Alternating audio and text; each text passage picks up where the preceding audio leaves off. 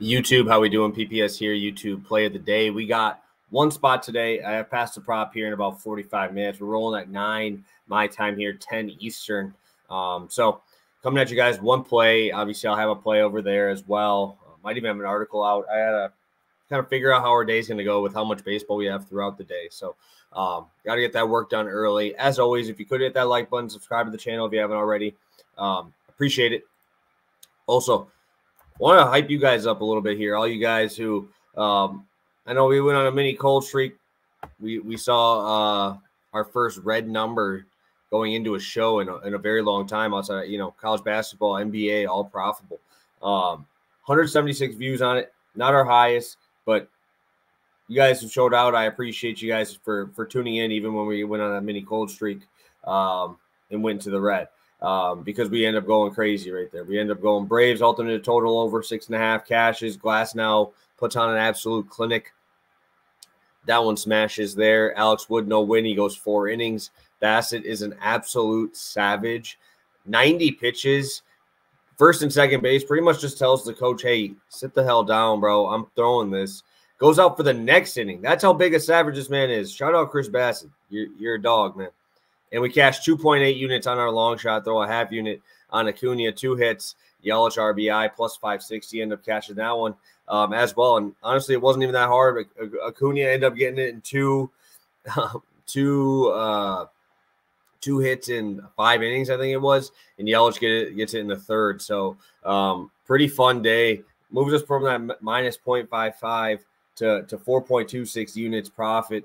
And feeling a lot better about these numbers now. So wanted to give a shout out to you guys for tuning in and sticking with us. Obviously yesterday it paid off for sure. So one spot today, going to be rolling a combo with 2 of the early game starting pitchers.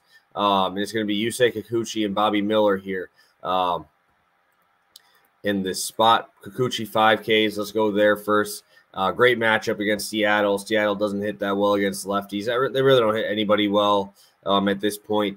They have a 672 OPS, slugging at 348. Obviously not good, which is how you have to beat Kikuchi, right? He throws the ball up in the zone. And you have to hit him for power, or else you're not going to really be hitting him. I really like so far this year in his 2 starts, he's really using that curveball a lot more to righties, and that's really helping him out here. He's given up 0 hits, a 0 expected batting average on that curveball. Last year, he only threw that curveball 19% of the time. Was a good pitch, still at a 30% whiff. It has a 35% whiff now. He's throwing it pretty hard, a lot harder now, a full mile an hour harder, and went up about 5 percentage points in how often he's throwing it. So it's a very good mix here. 5 fastball, 88 to 89 slider, and an 84 curveball. Really good speed difference there. Really resulting in a lot more whiffs here. Now that he's kind of throwing that harder and getting a good break on that pitch. So I like fading Seattle, especially in this park where a lot of the power that you're going to be giving up in this park has to be to the righties. Kikuchi has been, like I said, a lot better against righties so far this year. And I mean, how much worse of a stadium could you be in than Yankee Stadium as a lefty in that spot? So I really like Kikuchi here.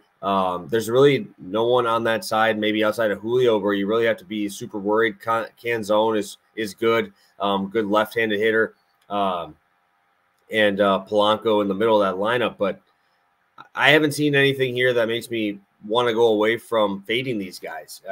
The offense is just pretty much dreadful at this point, and they're going to have to rely on their pitching. And good thing for them is they have good pitching. So I'll take the pitcher on the opposite side and Kikuchi here for 5 strikeouts. Bobby Miller, 6 strikeouts. I mean, you guys just saw what the Twins did yesterday. They just got absolutely walloped by Tyler Glass. Now, not saying they're in the same stratosphere. I think Bobby Miller's a very good pitcher. I think this is a great bounce-back spot for him with a team that will give you swing and miss. I do like to see so far this year that the changeup has moved up in his repertoire. It's gone up about 4 percentage points in how often he's used it so far. Again, an elite pitch, 0 batting average against, 40% whiff. This is the type of team you need a changeup against, right? Because they're swinging for the fence. And when you have a fastball that runs up into 98 and you have a change up 12 miles an hour slower, it's going to get swing and miss if you can locate it. Last outing, obviously, he had to go away from that. He got behind in a lot of counts. His fastball got hit around a little bit, but obviously you look at the sinker, 1,000 batting average against, getting smoked. Look at his curveball, getting smoked. So, I mean, in a matchup where you have power hitting guys, I like guys who have changeups significantly more, especially when you have one with the amount of movement that Bobby Miller has. Obviously, that slider is still an elite pitch. He threw it a lot last year. Very good numbers against that. 30% whiff. Again, 33% whiff so far this year. I want to fade the Twins against righties. I think this is a great spot for him. I think we're going to see some strikeout swings and misses here. So I'm going to go Kikuchi and Miller as my first and only play today at -115. So thank you guys for tuning in. If you could hit that like button, please do that. Please sub to the channel if you haven't already. Share the channel if you haven't already. I really appreciate all your support. And this is the early game, so lock this one in early. I'll have more plays in a little bit here on Past the Prop, so tune in for that. So thank you guys. Best of luck tonight, and let's have a hell of a day betting on some baseball.